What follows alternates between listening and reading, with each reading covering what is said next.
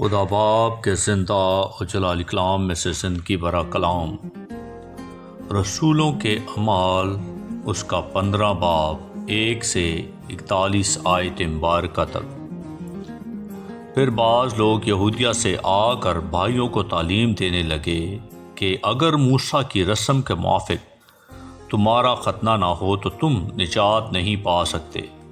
پس جب پالوس اور برناباس کی ان سے بہت تکرار اور بحث ہوئی تو کلیسیا نے یہ ٹھہرایا کہ پالوس اور برناباس اور ان میں سے چند اور شخص اس مسئلے کے لیے رسولوں اور بزرگوں کے پاس یروشلم جائیں۔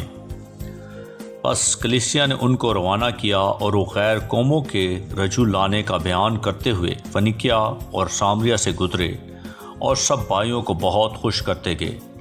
جب یروشلم میں پہنچے تو کلیسیا اور رسول اور بزرگ ان سے خوشی کے ساتھ ملے اور انہوں نے سب کچھ بیان کیا جو خدا نے ان کی معرفت کیا تھا۔ مگر فریسیوں کے فرقے میں سے جو ایمان لائے تھے ان میں سے بعض نے اٹھ کر کہا کہ ان کا ختنہ کرانا اور ان کو موسیٰ کی شریعت پر عمل کرنے کا حکم دینا ضرور ہے۔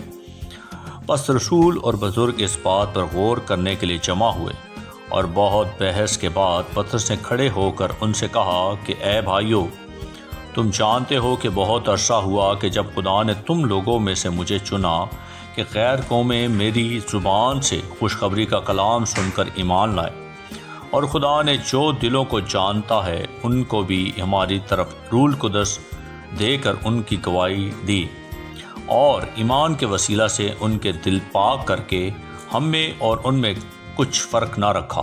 بس اب تم شاگردوں کی گردن پر ایسا جوا رکھ کر جس کو نہ ہمارے باپ دادا اٹھا سکتے تھے نہ ہم، خدا کو کیوں آزماتے ہو؟ حالانکہ ہم کو یقین ہے کہ جس طرح وہ خداوند یسوع کے فضل ہی سے نجات پائیں گے اسی طرح ہم بھی پائیں گے۔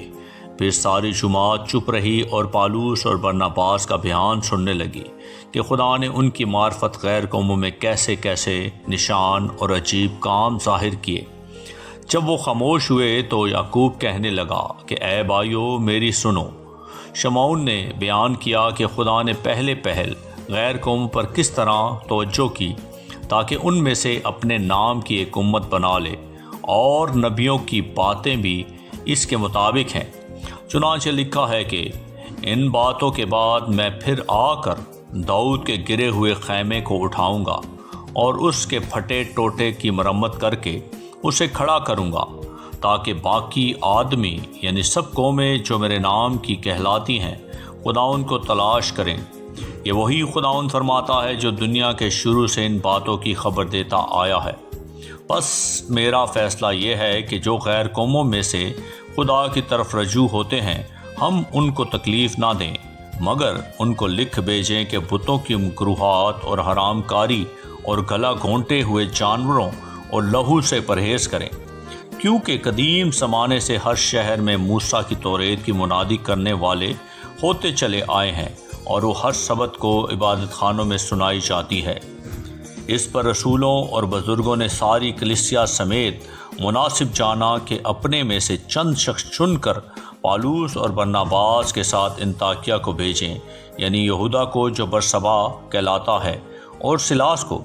یہ شخص بھائیوں میں مقدم تھے، اور ان کے ہاتھ یہ لکھ کر بھیجا کہ انطاکیہ اور سوریا اور کلیکیا کے رہنے والے بھائیوں کو جو غیر قوموں میں سے ہیں رسولوں اور بزرگ بھائیوں کا سلام پہنچے، چونکہ ہم نے سنا ہے کہ بعض نے ہم میں سے جن کو ہم نے حکم نہ دیا تھا وہاں جا کر تمہیں اپنی باتوں سے گھبرا دیا اور تمہارے دلوں کو الٹ دیا۔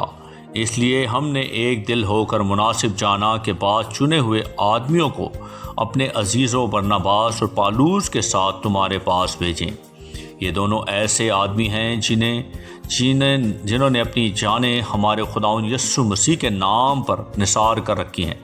چنانچہ ہم نے یہودا اور سلاس کو بھیجا ہے، وہ یہی باتیں زبانی بھی بیان کریں گے، کیونکہ روح القدس نے اور ہم نے مناسب جانا کہ ان ضروری باتوں کے سوا تم پر اور بوجھ نہ ڈالیں کہ تم بتوں کی قربانیوں کے گوشت سے اور لہو اور گلا گھونٹے ہوئے جانوروں اور حرام کاری سے پرہیز کرو۔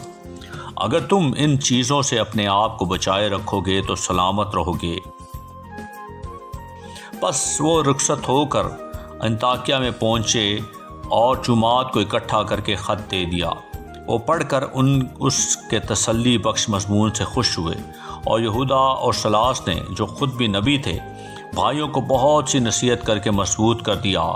وہ چند روز رہ کر اور بھائیوں سے سلامتی کی دعا لے کر اپنے بھیجنے والوں کے پاس رخصت کر دیے گئے۔